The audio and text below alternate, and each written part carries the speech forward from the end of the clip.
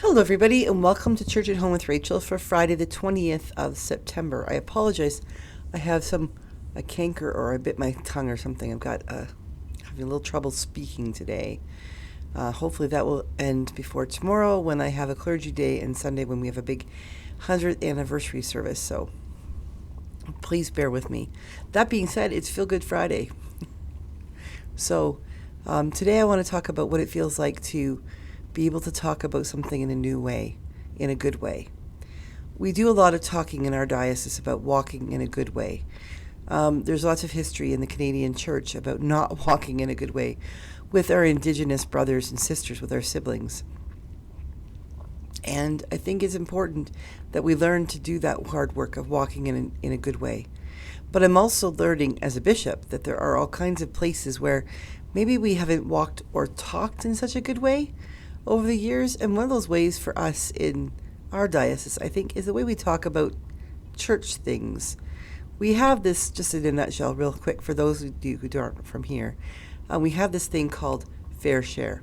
And in other dioceses, it's like allotment or apportionment, where there's monies that we take from each church, and we share them with the diocese so the diocese can do the work, like, can pay for a bishop and things like that. Well, over the years, there's been a lot of grumbling about fair share. There always is.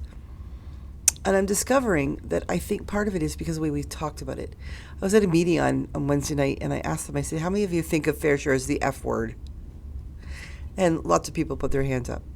The thing is, when we talk about something and it has a negative connotation, people only hear that. We know that from politics. We know that from life. When we talk about anything that's happened in the past, if we bring up certain things, it is like, as they say in politics, a dog whistle. If I say X word, it's going to elicit certain responses from other people. Whether those responses are totally appropriate is the question. And so I am learning as a bishop to choose my words very carefully, and also recognizing that we need to reclaim things. We need to reclaim words, like trying to reclaim what fair share actually is in the church, and why it's important, and why it is something we should be offering as gift, and with hope and anticipation, rather than feeling like the churches are being taxed again and money drawn from our hands, but without our willingly giving it up. That's a hard task, and I'm perfectly willing and hopefully able to take that task on over the next while in the church. But it got me thinking, as we had some really good conversation on Wednesday about fair share and about how people feel about things like that. And it got me thinking about what other things might we need to reclaim. And that's why I feel like it's a feel-good Friday kind of topic, because we need to reclaim our words. We need to go back and say, wait a minute, let's get back to basics with this. Like the word love. In English, we only have one word. We have love. In French, I don't know much French, but I mean, we have aimer, like je t'aime, j'adore, I love, I adore, that kind of thing. In Greek, there's like 7, agape love and eros and Philadelphia, like philios, and like brotherly love and things like that. They have more words to explain what we're saying. In English, we tend to be very minimalistic in our language. We lower things down to one thing and then say that, there you go, that's what that means. I love my husband. I adore my husband. I love my husband. I also love God. Completely different kind of love. Now, also, I'm pretty fond of chocolate cake. I love chocolate cake. And I loved my dog, Dude. And I love what I do for a living. But those are all very different kinds of love. And because we have eliminated the facets of it, we've taken away that sense of looking at it through a prism. I remember, I think this is on like a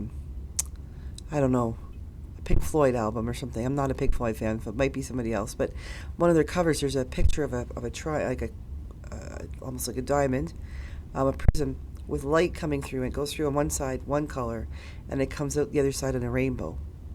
And I think that we need We need to stop looking at language like it's one ray of light going in, and recognize how beautiful those words can be. And maybe we need to reclaim them. How good would it feel if someone walked up to you and instead of saying, "Hey, you look good today," they said, "You look resplendent today"? I don't know about you, but if somebody told me I look resplendent today, I'd be walking around all day thinking, "Ho ho!" Not entirely sure what they meant, but I am resplendent. What a way to make a day feel good. What would happen if we started, instead of saying to someone, for instance, "What can I do to help your day be better?" And they looked at us and said, "You can sashay through the office in that way you have, where you smile at everybody and make us all feel so good." I mean, don't most of us have that one person in our office, if we work with other people, who just has a way of making people feel good? Like they have that secret pleasure or something about them that they just walk around, instead of having that doom cloud above them, they have like a ray of sunshine. And to say to them, "You sashay." They don't tromps or traipse, they don't pound their way through the office, they sashay. When we use words well, and when we get creative with them, and we acknowledge what they really can mean, we can totally change the environment we live in. Whether it's talking about fair share, or apportionment or allotment, or talking about the way someone makes us feel when they walk through a room looking like they've got that secret delight, or when we tell somebody that we care about them using a different way, or tell them they look resplendent, whatever. If we choose our words wisely, we can make ourselves and others feel good. So as you go about your day today, I encourage you to, not just today, but all weekend, to choose your words wisely. Figure out what you really want to say, and be kind. If you're grumpy, maybe don't speak. Sometimes our grumpiness doesn't need to be spoken. But if you're finding yourself having a good day, help other people have a good day as well by sharing that with them, reaching out to them with new and creative ways of speaking to them an old truth. And maybe we can reclaim our language, and maybe we can refurbish or reframe things that maybe, like our fair share in the diocese, which have gotten skewed, which are not what they were originally meant to be.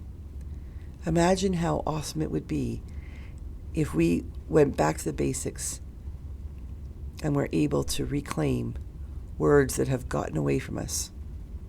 How beautiful it would be if we could articulate the joy in our hearts in such a way that others would be also rejoicing in theirs. Have a great day, everybody. I will see you again on Sunday for Gospel on the Go, and Monday for Church at Home with Rachel. Hopefully by then my tongue will have healed. I think I must have bit it or something. Anyway, have a great day. God bless you. Have a great weekend.